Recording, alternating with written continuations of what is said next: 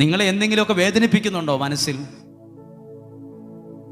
വീടിനെക്കുറിച്ച്, മക്കളെക്കുറിച്ച്, സ്വപ്നം, ആരോഗ്യം, ആയുസ്, എന്തൊക്കെയോ കാര്യങ്ങൾ വല്ലാതെ വേദനിപ്പിക്കുന്നില്ലേ? ഇതുപോലെ യാക്കോബിനെയും വേദനിപ്പിച്ചുകൊണ്ടിരുന്നു. ആ സമയത്ത് ഇങ്ങനെ കിടക്കുമ്പം വെറുതെ മണ്ണിൽ കല്ല് തലയണയായി കൂടെ നിൽക്കാൻ ആരുമില്ല. മോനെ ഭക്ഷണം കഴിച്ചോന്ന് ചോദിച്ചാൽ ആളില്ല, സുഖമാണോ എന്ന് ചോദിക്കാൻ ആരുമില്ല.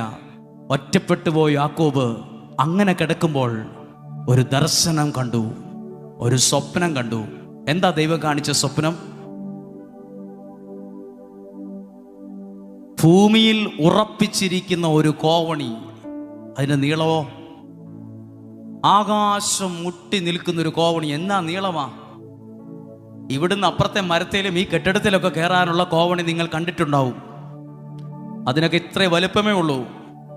അതെടുത്ത് ഇവിടുന്ന് അവിടെ വെക്കും, അവിടെ നിന്ന് അപ്പുറത്ത് വയ്ക്കും, ഒക്കെ ചെയ്യും. ഈ കോവണിക്കൊരു പ്രത്യേകതയുണ്ട്. എന്നാ കണ്ടത്? അത് ഉറപ്പിച്ചിരിക്കുന്ന കോവണിയാണ്, അത് ആടിക്കളിക്കുന്നതല്ല. നിങ്ങൾക്ക് ദൈവം ചില ദർശനങ്ങൾ കാണിക്കുമ്പോൾ പോലും അതിന് നല്ല ഉറപ്പുണ്ട്. ഹല്ലേലൂയ. ദൈവം തരുന്ന അനുഗ്രഹങ്ങൾ ഉറപ്പുള്ളതാണ്. എന്താണ്? ഇന്ന് കിട്ടി നാളെ പോകുന്നതല്ല. ദൈവം തരുന്നത് ഉറപ്പുള്ള അനുഗ്രഹമാണ്. ഉറപ്പുള്ള ഒരു സ്ഥലത്ത് നിൽക്കുന്ന ഒരു കോവണി. ഇനി ചോദിക്കട്ടെ, എല്ലാവരും ശ്രദ്ധിച്ച് കേട്ടെ. എല്ലാം തകർന്ന് തരിപ്പണമായി ഒരു തലയണ മേടിക്കാൻ പോലും പണമില്ലാത്ത യാക്കോബിനെ ദൈവം കാണിച്ചത് ഒരു കോവണിയാ. ആത്മഹത്യ ചെയ്യാനുള്ള കയറല്ല കാണിച്ചത്, അല്ലെങ്കിൽ പോയി ചാകടാന്നല്ല പറഞ്ഞത്, അല്ലെങ്കിൽ മരിക്കാൻ കഴിക്കേണ്ട വിഷക്കുപ്പി അല്ല കാണിച്ചു കൊടുത്തത്. രക്ഷപ്പെടാനുള്ള കോവണിയാണ് കുഞ്ഞെ. ഹല്ലേലൂയ. ഉച്ച കഴിഞ്ഞൊക്കെ ഇവിടെ ഇരിക്കുന്ന നിങ്ങൾ, ഇവിടെ ഇരിക്കുമ്പോൾ ചിലപ്പോൾ നിങ്ങളിങ്ങനെ കണ്ണു തുറന്ന് നോക്കുമ്പോൾ കാണുന്നത് നിരാശയാണ്. എല്ലാം പൊട്ടിപ്പൊളിഞ്ഞു പോയി, എല്ലാ കണക്ക് കൂട്ടലുകളും തെറ്റി, വിചാരിച്ചതുപോലെ ഒന്നുമല്ല ജീവിതം പോയത്. എല്ലാം തെറ്റിക്കടന്ന് മുകളിൽ ആകാശം, താഴെ ഭൂമി. ഇനി ജീവിക്കണോ വേണ്ടയോ, പോയി മരിച്ചാലോ? എവിടെയൊക്കെയോ അങ്ങനെ ഒരു പൊട്ടച്ചിന്ത പോലും അകത്തേക്ക് ഇരുട്ട് പോലെ കയറി വരുമ്പോൾ ഇന്ന് ദൈവവചനം നിന്നെ കാണിക്കുകയാണ് രക്ഷപ്പെടാനുള്ള ഒരു വഴി, രക്ഷപ്പെടാനുള്ള ഒരു കോവണി. അതിന് ഒരുപാട് പടികൾ. എന്നിട്ട് ദൈവം നിന്നോട് പറയുക, നീ ഇതിലെ കയറി രക്ഷപ്പെടും. നിന്റെ ഇപ്പോഴത്തെ അവസ്ഥ കണ്ട് നീ മനസ്സ് ഡൗൺ ആയിരിക്കണ്ട. ഇന്ന് നിനക്കൊന്നുമില്ലായിരിക്കും, ഇന്ന് നിന്റെ കയ്യിൽ ഒന്നുമില്ലായിരിക്കും.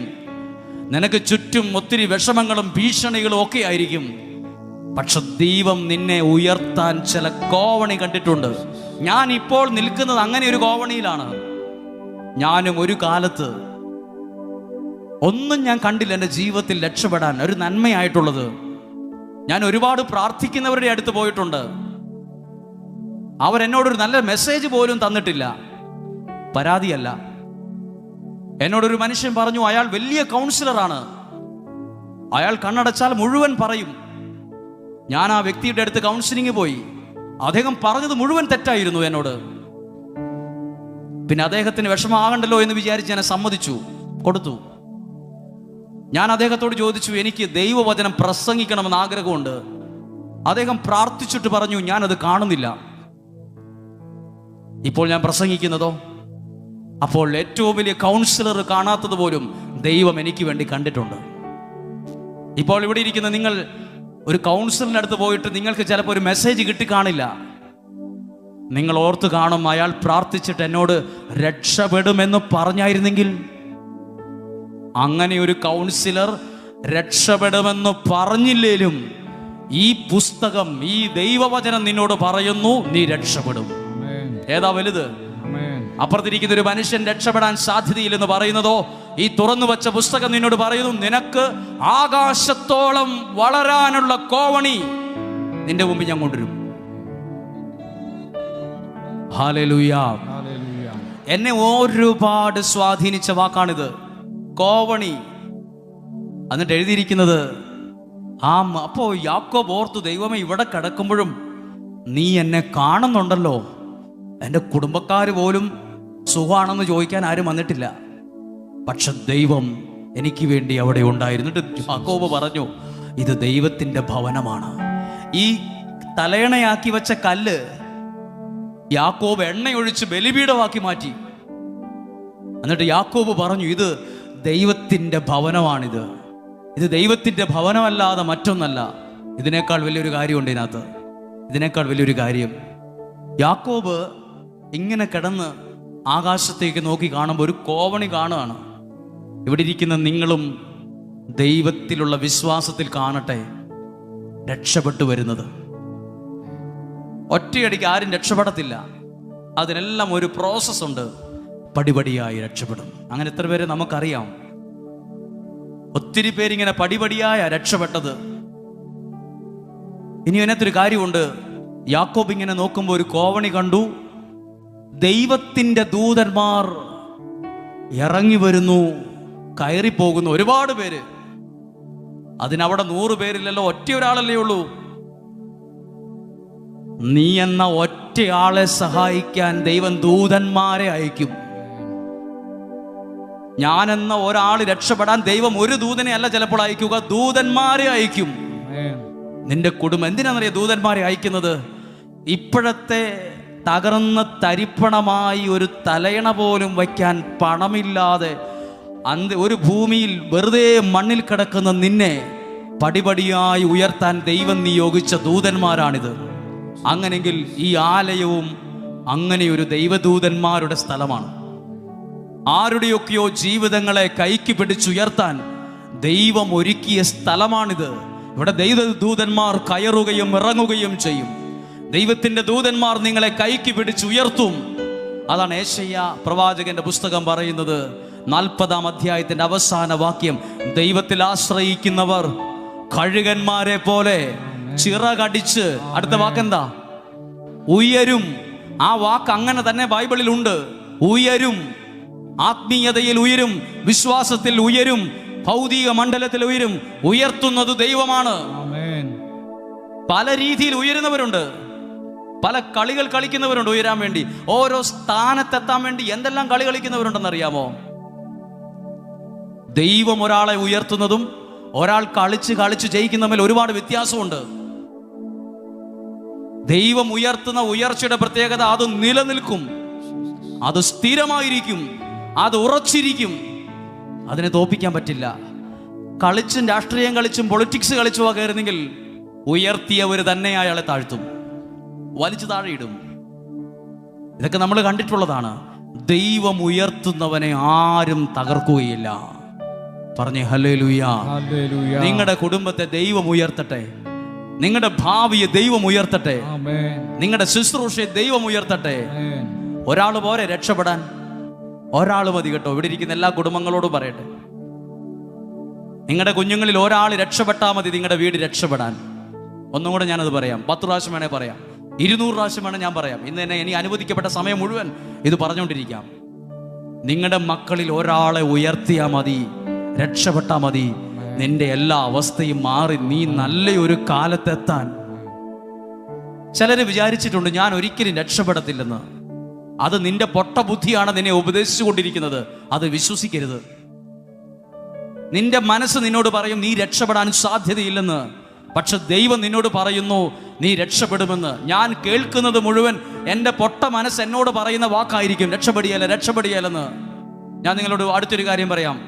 സമറിയാക്കാരി സ്ത്രീ, രക്തസ്രാവിക്കാരി സ്ത്രീയോട് യേശു പറഞ്ഞത് എന്നതാണ്? നിന്റെ വിശ്വാസം, ഒന്നാ വാക്ക് ഉറക്കെ പറയാമോ? നിന്റെ വിശ്വാസം എന്നതാ? രക്ഷിക്കുമെന്നാണെങ്കിൽ നീ രക്ഷപ്പെട്ടിരിക്കും. അല്ല, ചില ആളുകളുടെ വിശ്വാസം ഇങ്ങനെയാണ്, ഞാൻ രക്ഷപ്പെടാനൊന്നും പോകുന്നില്ല. രക്ഷപ്പെടാനൊക്കെ ആയിരുന്നേ പണ്ടേ രക്ഷപ്പെട്ടേനെ. രക്ഷപ്പെടുവോ ഇല്ലയോ? രക്ഷപ്പെടത്തില്ല. കാരണം അവന്റെ വിശ്വാസം അതാണ്. എന്താണോ ഞാൻ വിശ്വസിക്കുന്നത് അതെന്റെ കൂടെ വരും. ഹല്ലേലൂയ. എന്റെ വീട് നശിച്ച ഒരു ശപിക്കപ്പെട്ട വീടാ, അതാ നിന്റെ വിശ്വാസം, അത് അങ്ങനെ തന്നെ ഇരിക്കും. പിന്നെ കരയരുത്, എന്താ ഞാൻ രക്ഷപ്പെടാത്തെ പറയരുത്. രക്ഷപ്പെടുമെന്ന് വിശ്വസിക്ക്. വിശ്വസിച്ചത് കൂടെ പോരും, യാഥാർത്ഥ്യമാകും. ഞാൻ വിശ്വസിക്കുന്നു എനിക്ക് നല്ലതുപോലെ ദൈവവചനം പ്രസംഗിക്കാൻ പറ്റും, ഞാൻ പ്രസംഗിച്ചിരിക്കും. അതെൻ്റെ വിശ്വാസമാണ്. ഇന്ന് എനിക്ക് ഒരു രൂപ എടുക്കാനില്ല എൻ്റെ കയ്യിൽ. ഞാൻ പറയുന്നു, എനിക്ക് ദൈവം സമ്പത്ത് തരും, എന്നെ അനുഗ്രഹിക്കും, എൻ്റെ കാര്യങ്ങളൊക്കെ ഭംഗിയായി നടക്കും. അതാണ് ഞാൻ വിശ്വസിക്കുന്നതെങ്കിൽ അത് നടക്കും. ഈ മനുഷ്യന്റെ മദ്യപാനൊന്നും മാറാൻ പോകുന്നില്ല, മാറത്തില്ല. കാരണം ആ വ്യക്തി വിശ്വസിച്ചിരിക്കുന്ന അങ്ങനെയാണ്. എൻ്റെ ഈ കൊച്ചുങ്ങളൊന്നും പഠിക്കുകയില്ല, ഒന്നും രക്ഷപ്പെടാൻ ചാൻസ് ഇല്ല. 24 മണിക്കൂറും അതാ ചിന്തിച്ചുകൊണ്ട് വീട്ടിൽ പറഞ്ഞുകൊണ്ടിരിക്കുന്നത്. കുഞ്ഞുങ്ങൾ രക്ഷപ്പെടില്ല. നിങ്ങൾ എന്തു പറയണം? നിങ്ങളുടെ വിശ്വാസം നിങ്ങൾ പറയണം. എന്തു പറയണം? നീ രക്ഷപ്പെടും, നീ അനുഗ്രഹിക്കപ്പെടും. അപ്പോൾ ചിലപ്പോൾ കുഞ്ഞുങ്ങൾ അമ്മയോട് ചോദിക്കും, അമ്മ എങ്ങനെയാ അറിഞ്ഞത് ഞാൻ രക്ഷപ്പെടും? അമ്മ എങ്ങനെ അറിഞ്ഞു? എന്നോട് എൻ്റെ ഈശോ പറഞ്ഞു നീ രക്ഷപ്പെടുമെന്ന്. അതാ ഞാൻ നിന്നോട് പറഞ്ഞത്. എന്നോടൊരാൾ അങ്ങനെ ചോദിച്ചു. ഭയങ്കര പ്രതിസന്ധിയിൽ പോകുന്ന, ലക്ഷക്കണക്കിന് രൂപ കടമുള്ള ഒരു മനുഷ്യനോട് ഞാനൊരു വാക്ക് പറഞ്ഞു, നിങ്ങൾ രക്ഷപ്പെടും, നിങ്ങൾക്ക് ദൈവാധീനമുണ്ട്, സാരമില്ല. അച്ഛൻ എങ്ങനെ അറിഞ്ഞു ഞാൻ രക്ഷപ്പെടുമെന്ന്? എങ്ങനെ അറിഞ്ഞു? അത് പ്രാർത്ഥിക്കുന്നവൻ അറിയാം, പ്രാർത്ഥിക്കാൻ വന്നയാൾ രക്ഷപ്പെടുവോ ഇല്ലയോ എന്ന്. കാരണം അവൻ നിൽക്കുന്നത് ആ പ്ലാറ്റ്ഫോമിലാണ്. ഹല്ലേലൂയ. നിങ്ങളുടെ വീട്ടിൽ നിങ്ങൾക്കൊരു കുഴൽ കിണർ കുഴിക്കണമെന്ന് ആഗ്രഹമുണ്ട്. നിങ്ങൾ ചാടി ഒരു സ്ഥലത്ത് കിണർ കുഴിക്കില്ല. കിണർ വെള്ളം സ്ഥാനം കാണുന്ന ഒരാളെ കൊണ്ടുവരുമോ? കൊണ്ടുവന്നിട്ട് അയാളുടെ കൈകളിലുള്ള ചില കാര്യങ്ങൾ എടുത്ത് ഉപയോഗിക്കും. എന്നിട്ട് അയാൾ പറയും, ഒരു സ്ഥലത്ത് ഒരു കമ്പ് നാട്ടിയിട്ട് പറയും, ഇവിടെ വെള്ളമുണ്ടെന്ന്. അതിനയാൾ വെള്ളം കണ്ടോ? അയാൾ പറയുന്നു 350 അടി താഴ്ത്തിയാൽ വെള്ളം കിട്ടും, 150 അടി താഴ്ത്തിയാൽ വെള്ളം കിട്ടും. അതിന് അദ്ദേഹം വെള്ളം കണ്ടോ? പക്ഷെ അദ്ദേഹത്തിന് അവിടെ നിൽക്കുമ്പോൾ അറിയാം ഇത്ര അടി താഴ്ത്തിയാൽ വെള്ളം കിട്ടുമെന്ന്. അത് അയാളുടെ മനസ്സിൽ കിട്ടിയ ഉത്തരമാണ്. നമ്മൾ അതേ സ്ഥാനത്ത് കിണർ കുഴിക്കും, വെള്ളം കിട്ടും. അങ്ങനെയൊക്കെ നമ്മൾ കിണറും ഒക്കെ കുഴിച്ചവരുണ്ട്. പ്രാർത്ഥിക്കുന്ന ഒരു മനുഷ്യനും ഒരു വ്യക്തിയെ കാണുമ്പോൾ, അയാളുടെ പ്രാർത്ഥനാ വിഷയം കേൾക്കുമ്പം, അയാളുടെ തലയിൽ കൈവച്ച് പ്രാർത്ഥിക്കുമ്പോൾ, പ്രാർത്ഥനയിൽ നിൽക്കുന്നവൻ അറിയാൻ പറ്റും ഈ വെള്ളം കിട്ടുമോ ഇല്ലയോ എന്ന്, ഇത് നടക്കുമോ ഇല്ലയോ എന്ന്. അത് അവൻ്റെ ഉള്ളിൽ ദൈവം ചോദിപ്പിക്കും, ഇത് ശരിയാകും, ഇത് രക്ഷപ്പെടും. ഞാൻ അങ്ങനെ ഒരു മനുഷ്യനോട് പറഞ്ഞു, നീ രക്ഷപ്പെടും. ഞാനോ? രക്ഷപ്പെടും. അച്ഛൻ എങ്ങനെ അറിഞ്ഞു? എന്നോട് നിങ്ങൾക്ക് വേണ്ടി പ്രാർത്ഥിച്ചപ്പോൾ ദൈവം എന്നോട് അത് പറഞ്ഞു. അത് ഞാൻ നിങ്ങളോട് പറഞ്ഞു. ഇതുപോലെ എനിക്ക് നിങ്ങളോട് പറയാനൊരു കാര്യമുണ്ട്. നിങ്ങൾ അനുഗ്രഹിക്കപ്പെടും, നിങ്ങൾ രക്ഷിക്കപ്പെടും. കാരണം നിങ്ങൾ കേൾക്കുന്നത് എൻ്റെ ബുദ്ധിയിലുള്ള ആശയമല്ല, നിങ്ങൾ കേൾക്കുന്നത് ദൈവവചനമാണ്. നിങ്ങൾ കേൾക്കുന്നത് എൻ്റെ ബുദ്ധിയിലുള്ള ആശയം ഞാൻ നിങ്ങളോട് പറഞ്ഞാൽ നിങ്ങൾ എഴുന്നേറ്റ് പോകും, ഇവിടെ ഇരിക്കില്ല. ഇതൊക്കെ ഞങ്ങൾ ഒരുപാട് കണ്ടതാന്ന് പറയും. പക്ഷെ ദൈവവചനം നിങ്ങൾ കേൾക്കുമ്പോൾ എന്തൊക്കെയോ നിങ്ങളുടെ ഉള്ളിൽ നടക്കുന്നു എന്ന് നിങ്ങൾക്ക് തന്നെ തോന്നും. ആരൊക്കെയോ എൻ്റെ ജീവിതത്തെ ബലപ്പെടുത്തുന്നതായി തോന്നും. അതൊന്നും വേണ്ട, എന്നെ ശക്തിപ്പെടുത്തുന്നതായിട്ട് തോന്നും. വിജയിപ്പിക്കുന്നതും ഉയർത്തുന്നതും പ്രശ്നങ്ങൾ പരിഹരിക്കുന്നതും ദൈവമാണ്. ഹല്ലേലൂയ. ഞാൻ ഇവിടെ ഇതിനേക്കാൾ നന്നായിട്ട് പ്രസംഗിച്ചു എന്ന് വിചാരിച്ച് ദൈവം ഇടപെടണമെന്നില്ല. എന്റെ പ്രസംഗത്തിന്റെ ഭംഗി അനുസരിച്ചല്ല ദൈവം ഇടപെടുന്നത്. ഈ പാട്ടുകാരൻ ഇതിനേക്കാൾ നന്നായിട്ട് പാടി എന്ന് വരും. ഇതിനേക്കാൾ നല്ല പാട്ടുകാരെ എനിക്ക് പരിചയവുമുണ്ട്. എന്നേക്കാൾ നന്നായിട്ട് പ്രസംഗിക്കുന്ന 100 കണക്കിന് ആളുകളുണ്ട്. ഇതിനേക്കാൾ സൗണ്ട് സിസ്റ്റത്തിന്റെ മുമ്പിൽ ഞാൻ പ്രസംഗിച്ചിട്ടുണ്ട്. പക്ഷെ ഒന്നുമില്ലാത്ത സ്ഥലത്ത് വെറുതെ പറഞ്ഞപ്പോൾ ഒന്നുമില്ലാതിരുന്നിട്ട് ദൈവം ഇടപെട്ടതായി കണ്ടിട്ടുണ്ട്. ഇതൊന്നും ദൈവം ഇടപെടാൻ അത്യാവശ്യമായ കാര്യമല്ല. നിങ്ങൾക്ക് നല്ലൊരു വിശ്വാസവും പ്രാർത്ഥനയുണ്ട്. ഒരു പാട്ടുകാരൻ വേണമെന്നില്ല, ഒരു സിസ്റ്റവും വേണമെന്നില്ല. മനസ്സോടെയാ പ്രാർത്ഥിക്കുന്നെങ്കിൽ ദൈവം ഇടപെടാൻ തുടങ്ങും. എൻ്റെ കഴിവിനനുസരിച്ചല്ല ദൈവം ഇടപെടുന്നത്, ദൈവത്തിൻ്റെ ശക്തി അനുസരിച്ചാണ്.